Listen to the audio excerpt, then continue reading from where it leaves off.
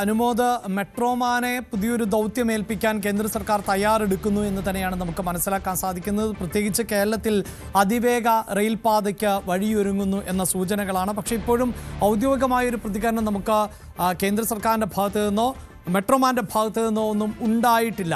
എങ്കിലും എന്താണ് മനസ്സിലാക്കാൻ സാധിക്കുന്നത് അനുമോദ്? അഭിലാഷ്, നമ്മളുള്ളത് ഇപ്പോൾ മെട്രോമാൻ്റെ വീടിൻ്റെ മുൻപിലാണ്. അദ്ദേഹവുമായി സംസാരിച്ചു. അദ്ദേഹം പക്ഷേ ഇക്കാര്യത്തിൽ ഔദ്യോഗിക പ്രഖ്യാപനം വരാതെ പ്രതികരിക്കാനില്ല എന്ന നിലപാടിലാണ്. നാളെ പ്രധാനമന്ത്രി വരുന്നുണ്ട്. ഒരുപക്ഷെ അദ്ദേഹം ഈ ഒരു കാര്യത്തിൽ നിഷേധിക്കുന്നില്ലല്ലോ അല്ലേ, നമുക്ക് മനസ്സിലാക്കാൻ കഴിയുന്നത്. അങ്ങനെ ഇക്കാര്യങ്ങളെക്കുറിച്ച് ഒന്നും പറയാനില്ല. ഇതേക്കുറിച്ച് എന്തെങ്കിലും ഉണ്ടെങ്കിൽ തന്നെ അത് പ്രധാനമന്ത്രി പ്രഖ്യാപിക്കട്ടെ എന്നൊരു നിലപാടാണ് അദ്ദേഹം സ്വീകരിച്ചിരിക്കുന്നത്. ഇപ്പോൾ ഒന്നും പ്രതികരിക്കാനില്ല എന്ന തരത്തിലാണ് അദ്ദേഹത്തിൻ്റെ ഭാഗത്തുനിന്നുണ്ടായിരിക്കുന്ന ഒരു പ്രതികരണം.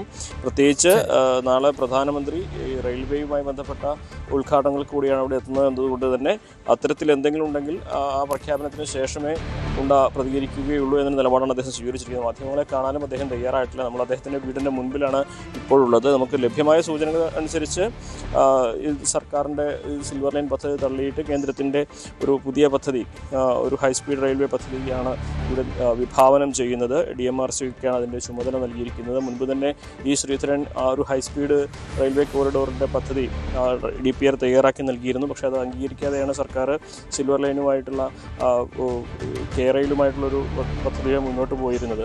പക്ഷേ ഇപ്പോൾ വീണ്ടും കേന്ദ്രം ശ്രീധരൻ സമർപ്പിച്ച അല്ലെങ്കിൽ ശ്രീധരൻ്റെ നേതൃത്വം നടന്ന ആ ഒരു പദ്ധതിയുമായി മുന്നോട്ട് പോകാനുള്ള നീക്കത്തിലാണ് എന്ന സൂചനകളാണ് ലഭിക്കുന്നത്. കഴിഞ്ഞ ദിവസം റെയിൽവേ മന്ത്രി അശ്വിനി കുമാറുമായിട്ട് ശ്രീധരൻ കൂടിക്കാഴ്ച നടത്തിയായിട്ടുള്ള വാർത്തകളുണ്ടായിരുന്നു. പക്ഷേ ആ ഒരു കൂടിക്കാഴ്ചയിലായിരിക്കാം ഇതിനെക്കുറിച്ചുള്ള കൂടുതൽ കാര്യങ്ങൾ ചർച്ചയായതും ഇതിൻ്റെ ഒരു സാധ്യതകൾ വീണ്ടും തുടങ്ങി വയ്ക്കാൻ തീരുമാനമായത്. എന്നാണെങ്കിലും നാളത്തെ ഒരു ദിവസം പ്രധാനപ്പെട്ടതാണ്.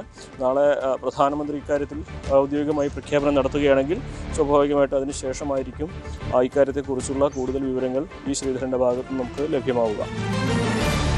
സൂചിപ്പിക്കുന്ന പോലെ 2009 സമാനമായ ഒരു പദ്ധതിക്ക് വേണ്ടിയിട്ടുള്ള പരിശോധനകളും പഠനങ്ങളും ആരംഭിച്ചിരുന്നതാണ്. പക്ഷേ അതിനെ മാറ്റിവെച്ചുകൊണ്ടുള്ള മറ്റൊരു പദ്ധതി, അതായിരുന്നു സിൽവർ ലൈൻ പോലെയുള്ള ഒരു പദ്ധതി വിഭാവനം ചെയ്തത്. എന്നാൽ അതിൽ നിന്ന് വ്യത്യസ്തമായി, അതായത് 2009 നടത്തിയ സർവേ, അതിൻ്റെ പഠനങ്ങളിൽ ചില കൂട്ടിച്ചേർക്കലുകൾ ഉണ്ടാകും. സൂചിപ്പിക്കുന്ന പോലെ റെയിൽവേക്ക് കടന്നു ചെല്ലാൻ പറ്റാത്ത ഇടങ്ങളിൽ ഉള്ള ആളുകളെ കൂടി എങ്ങനെ ബന്ധിപ്പിക്കാം, അതുകൂടി പരിശോധിച്ചുകൊണ്ടുള്ള മാർഗനിർദ്ദേശങ്ങൾ നൽകണം എന്ന ആവശ്യം ആണ് കേന്ദ്ര സർക്കാർ മുന്നോട്ട് വെച്ചിട്ടുള്ളത് എന്നതാണ് മനസ്സിലാക്കാൻ സാധിക്കുന്നത്. വാർത്തയുടെ വിശദാംശങ്ങളാണ് രഞ്ജിത്ത് രാമചന്ദ്രനും ഒപ്പം CV അനുമോദും നൽകിയത്.